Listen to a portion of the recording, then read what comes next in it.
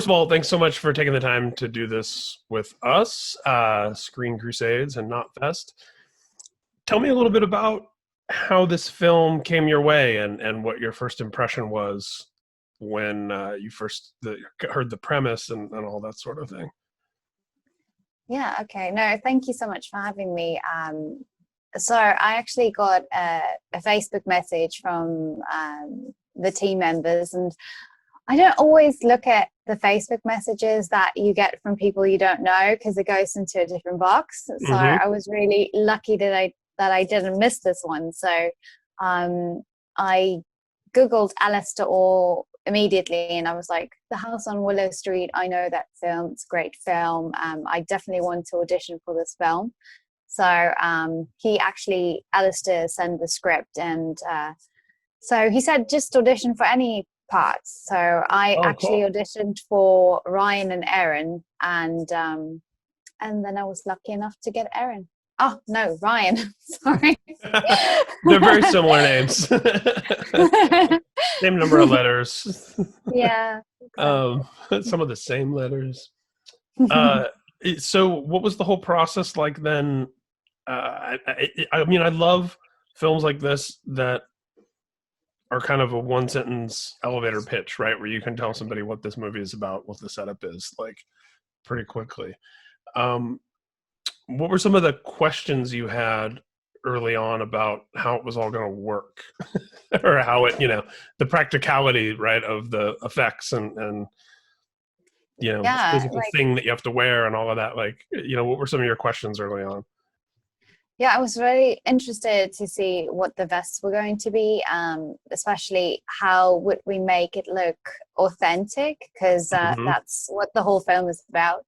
But they had a great guy who made it, and it actually looks very cool. It kind of looked more, I would say, sci-fi. It gave me the sci-fi vibe. So I did Yeah. ask, because obviously it needed to be airtight and all of that, and but it wasn't, even though it was actually just this foamy thing. So but it was well painted and everything. So we had a bunch of questions, but when we saw the vests we were very impressed. And Yeah, yeah. yeah. I mean, and now that you point that out, actually, that's a lot hinged on that, right? Like if those hadn't looked believable or hadn't been cool, then that would have been that. Exactly. Yeah, no, then the movie would not have been great, I guess. Yeah, because it's what the film is about. I think the bombs are, yeah, it's basically, well, it's not, you know what I mean. It's Yeah, yeah. it's It's central to, it's the central device to the story that it then tells. yeah, yeah. I love this idea of a situation like this and the mortal danger that's involved revealing the truth about people, right? That it is early into the story, it's kind of one for all for one, and then people gradually start to become a little more self-centered. Uh, what was your take on that whole part of the story and the way that it's handled in this? Yeah, I would say I was like, I thought about how would I react if it was me. But we all want to say, oh, we'll be brave and we want to Hmm. save everyone, but when push comes to shove, what would you really do? And I think you can only answer that if you're really, really in that situation. But I was trying to understand Ryan's point of view. And I think for me it was Ryan, and she loved PJ and she wanted the two of them to survive more than anyone else, Right. and she wanted everyone to survive, obviously. But if it came to whether Ezra or Erin or PJ die, I think she would have killed, you know um I think she would have killed for her boyfriend. So yeah, it's very scary. I think this year has been very daunting, and I think we've seen a lot of true, people's true colors as well. Hmm.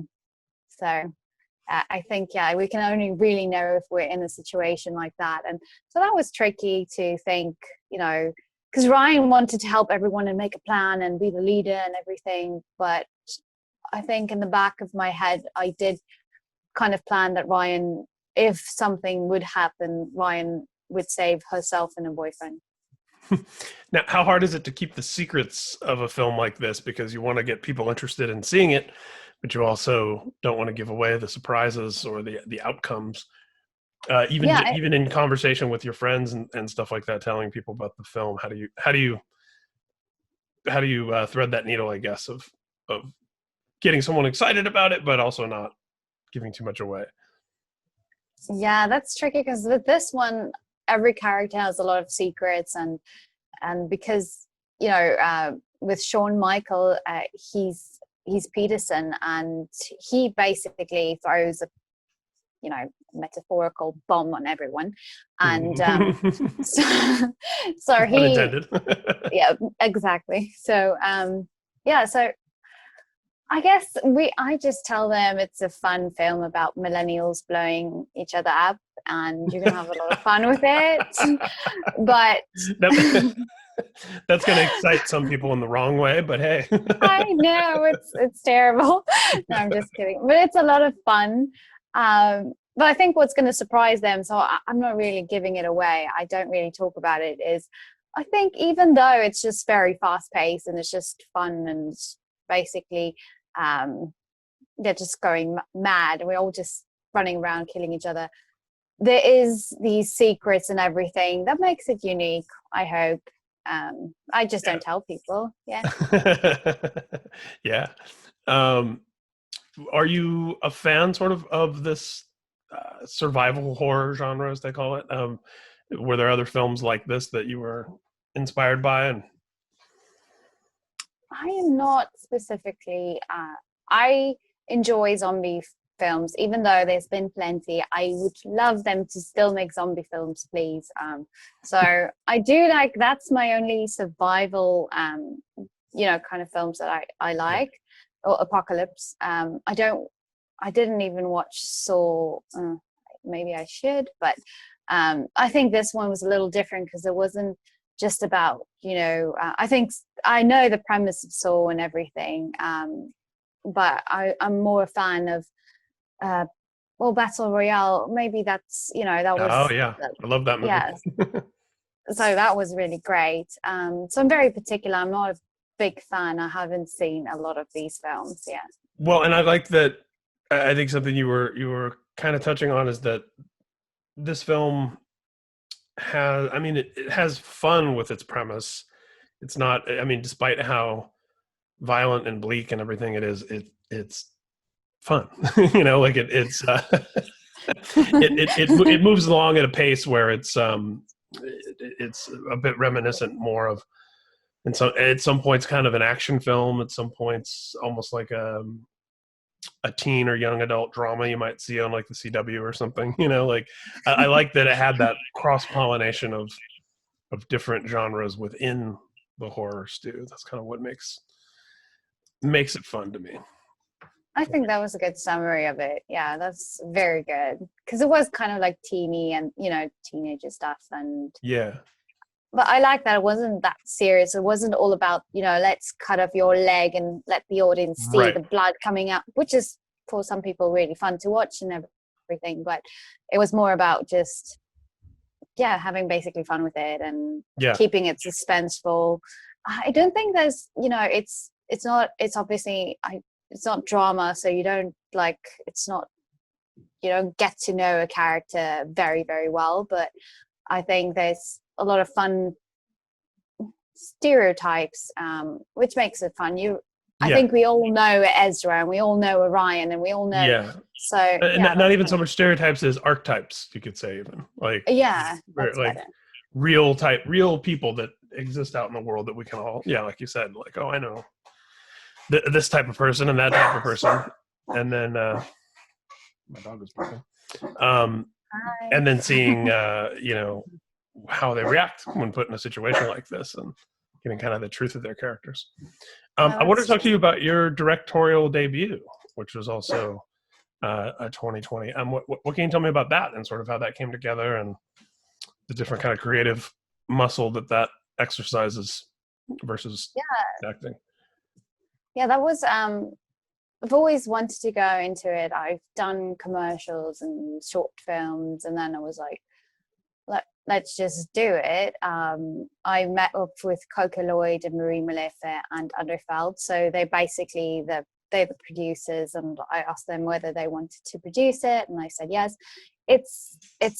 What's nice with horror is you can go kind of low budget and people forgive you in a way. It doesn't all have to make sense, but it is still a very, very tricky. I obviously learned it's a very tricky genre as well, and there's so many horror films. But I just basically went into horror because that's been the genre I've been working on for the last 3 years. So kind of just came naturally. And it's also fun to make it. So that was, I guess, I could understand where the actors were at, because from a directing standpoint, but I have so much respect for directors, and it's hard work, and it doesn't stop, when you stop filming, because that's with acting. It's like, okay, it's done, I'm all done, and I don't have to remember my lines or anything anymore. But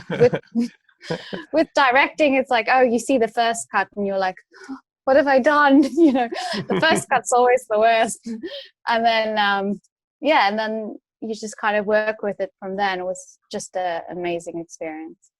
Yeah, I would imagine, as you said, having worked in the genre already, you're comfortable there, and you done shorts and things like that. So, is that something you're hoping to do more of going forward? Is writing and directing stuff, in addition to acting, or what's the ultimate for you in terms of? Well, definitely creating behind the scenes. I guess you're more involved. Acting is wonderful and everything, but if you're behind the scenes, I'm not saying everyone's really important in a film, but if you're working as a director or even a producer, I like being a part of the film from start, from the get-go to the end. And I'd like to go more into behind the scenes. I would say writing, I would co-write with someone. I am co-writing at the moment. That's something I think I need a lot of, working on that. But working with someone else and getting their ideas, and that's really fun. Yeah, I've always been interested in that as a writer myself, different medium, nonfiction, but that idea of bouncing something back and forth with another person and having that extra pair of eyes and extra ideas. It's probably fun. Something I want to do more of myself. Cool. That's awesome. Well, thank you so much for taking the time to do this. No, thank you, Reine. And I look forward to reading some of your stuff as well. And this was really fun. Thank awesome. you. Yeah, I'm definitely going to keep track of your work and keep following. Thanks so much.